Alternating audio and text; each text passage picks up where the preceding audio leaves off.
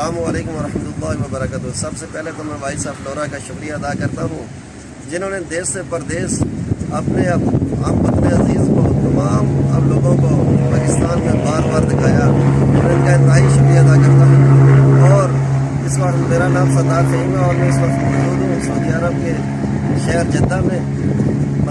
مقام کشمیر میرا تعلق مقام کشمیر میں موجود ہوں۔ میرا تعلق فلا ٹرن سے ہے۔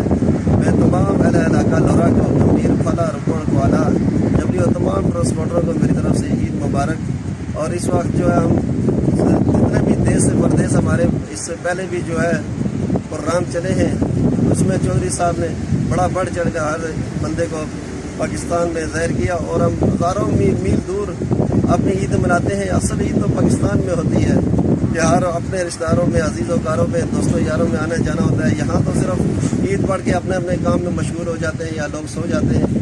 اس طرح ہمارے مقام پہ کام کرتا ہے سلیم سونالی اس کا نام ہے، اور یہ ہمارے مقام پہ کام کرتا ہے، اور یہ ہمارے مقام میں جتنا بھی کام کرتا ہے سب پاکستانی لوگوں سے بھی اردو میں کلام کرتا ہے۔ اردو میں سالن کا نام لیتا ہے، مٹن کڑھائی، چکن کڑھائی، اور سارے یہ اردو کلام میں یہ بات کرتا ہے۔